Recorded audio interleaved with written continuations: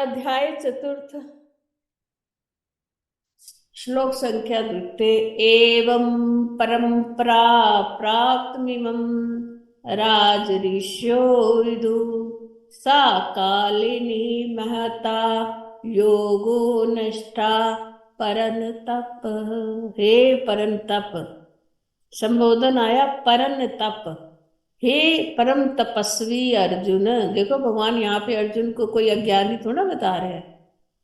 अर्जुन तेरी तपस्या बहुत है, इसलिए तेरे को मैं कहता हूं हे परम तपस्वी। ये अर्जुन के लिए आया परम तप। हे परम तपस्वी अर्जुन, एवं मैंने इस प्रकार, क्या है, परंपरा प्राप्त इमम।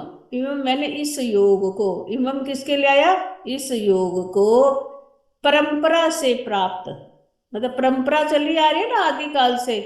इस योग को तू परंपरा से प्राप्त, क्या था, राज ऋषियों ने। देखो राज ऋषि जो राजा होते हैं, उनके अंदर जो गुण होते हैं वो भी राज ऋषि कहलाते हैं, है ना। राज ऋषियों ने विदु मैंने जाना। कितना सुंदर बता। इस प्रकार, क्योंकि राजा इक्ष्वाकु को दिया ना मनु ने। मनु ने ये जो योग था, इसका ज्ञान किसको दिया, पहले प्रथम श्लोक में इक्ष्वाकु को दिया। अब यहाँ पे श्री कृष्ण अर्जुन से कहते हैं इस प्रकार इमम मैंने ये जो योग था, ये परंपरा के अनुसार राज ऋषियों से, राज ऋषियों ने सबसे पहले जाना। संसार में किसने जाना, सबसे पहले राज ऋषियों ने इस योग को जाना। सा मैंने वह योग कौन सा, जो परंपरा प्राप्त योग है। काले, काले या काल से, कहते बहुत काल से, या मैंने इस पृथ्वी लोक में, या मैंने इस लोक में बड़े समय से, महता, महता मैंने बहुत, योगो योग, यह जो योग था बहुत समय से, क्या बड़े काल से, इस पृथ्वी लोक में, इस मृत्यु लोक में, नष्टा, नष्टा मैंने नष्ट हो गया। नष्ट ऐसे नहीं कि ज्ञान खत्म हो गया, यानी संसार से बड़े समय से ये जो ज्ञान था लोप हो गया।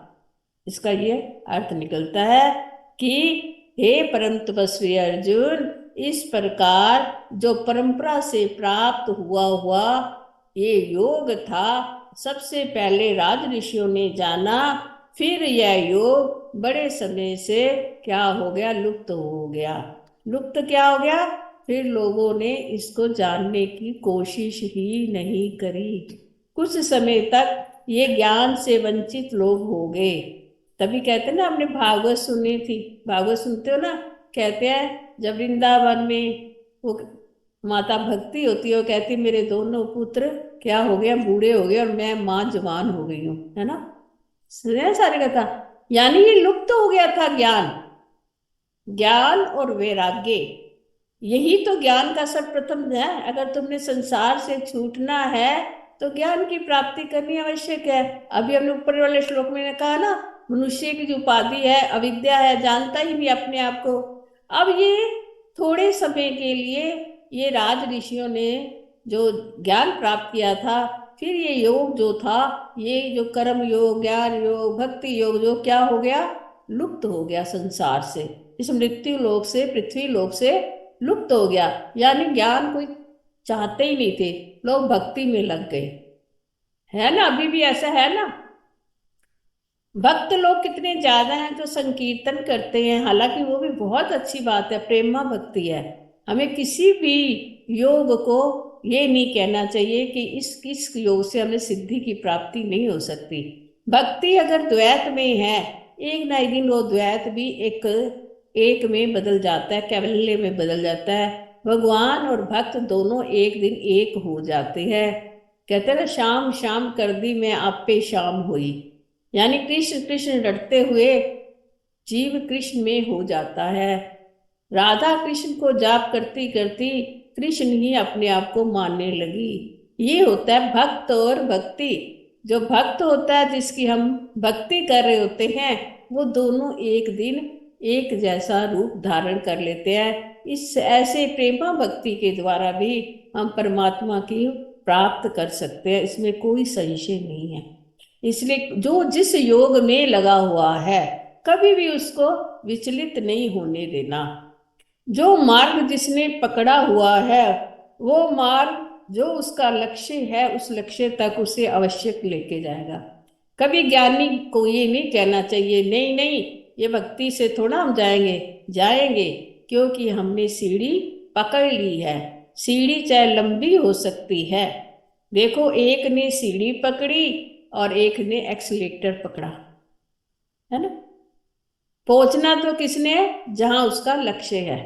सीढ़ी वाला थोड़ा थका मांदा, शरीर से थक जाता है, मन से भी थक जाता है। और जो एक्सीलेटर वाला है, हंसते हंसते अपने लक्ष्य पर फटाफट पहुंच जाता है। आधुनिक जीवन में समझने के लिए बहुत सारी चीजें हैं हमारे को। ये सारे जो उदाहरण होते हैं ना, हमारे मन में जल्दी बैठ जाते हैं। तो क्या करना है हमको? ये जो ज्ञान लुप्त हो गया था, उसको पुनः जागृत करना है, यही करना है ना।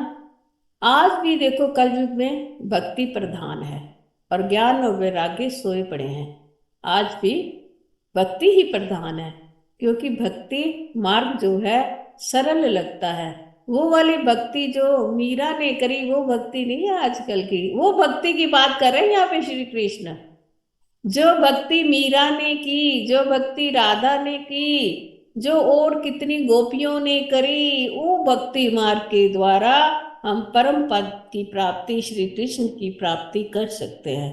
अब हमें अपने आप को देखना है, हमारा भक्ति का मार्ग कितना दृढ़ है। हम ये भक्ति थोड़ा हो जाती है, सवेरे मंदिर में जाके आरती बोलाए, शाम को आरती बोलाए, चलो जी हम तो भगवान के बहुत बड़े भक्त हो गए, ऐसा नहीं है। भक्ति तो होती है जब हम जिसके भक्त बन जाते हैं, उसके सिवाय हमें कोई दूसरा नजर नहीं आता। जहां बैठते हैं, जहां जाते हैं, वही हमारे सामने घूमता रहता है। हम अपने बच्चों के भक्त हैं, हम अपने पति के भक्त हैं, हम अपने घर के भक्त हैं, हम वस्तुओं के भक्त हैं, है ना। हमें मन में कभी ये घूम रहा है, कभी ये लेना है, कभी वो लेना है। तो क्या है, हम भक्त किसके हैं? संसार के हैं। हम ये नहीं कह सकते। भक्ति मार्ग जो कृष्ण के अनुसार, उसका भी पालन करना अत्यंत कठिन है, आसान नहीं है। तो तभी तो कहा कि कोई ऐसा मार्ग छोटा नहीं है कि जिससे हम परमात्मा की प्राप्ति ना कर सके। और कर्म योग से भी कर सकते हैं। कई लोग कहते हैं ना, हम अपने कर्म में लगे रहते हैं, परंतु वो ये नहीं जानते कि वो कर्म किस प्रकार करते हैं। कर्म के अंदर अगर फल की इच्छा रख के कर्म करते हैं, तो वो कर्म करने संसार के ही रह जाते हैं, वो सब यहीं पे ही रह जाता है। जो कर्म हम दूसरों के लिए करते हैं, अपने स्वार्थ को छोड़कर करते हैं, वो कर्म क्या होते हैं? हमारे शुभ कर्म बनकर हमारे को संसार से पार ले जा सकते हैं। इससे हम कर्म योग से भी परम पिता परमात्मा की प्राप्ति कर सकते हैं। सांख्य योग तो जिसको पूर्ण रूप से ज्ञान हो जाए, ज्ञान भी अधूरा ज्ञान नहीं।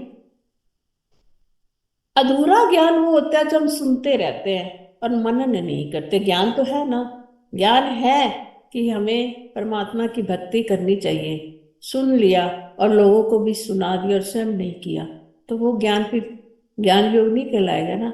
ज्ञान वो है जब जीव श्रवण करता है, उसके बाद चिंतन करता है, मनन करता है, मनन के पश्चात धीरे धीरे उस मार्ग पर चलना आरंभ करता है। जब तक उस मार्ग पर नहीं चले हम, तब तक ज्ञान का फिर कोई महत्व नहीं रह जाता। सुना हुआ ज्ञान इस शरीर के साथ ही क्या है, जैसे शरीर हुआ, शरीर खत्म हो गया। वो ज्ञान हमारे संग जाता है जिसका हमने जीवन में पालन किया होता है, या हम समझ चुके होते हैं। कोई भी परिस्थिति हमें डामाडोल नहीं कर सकती।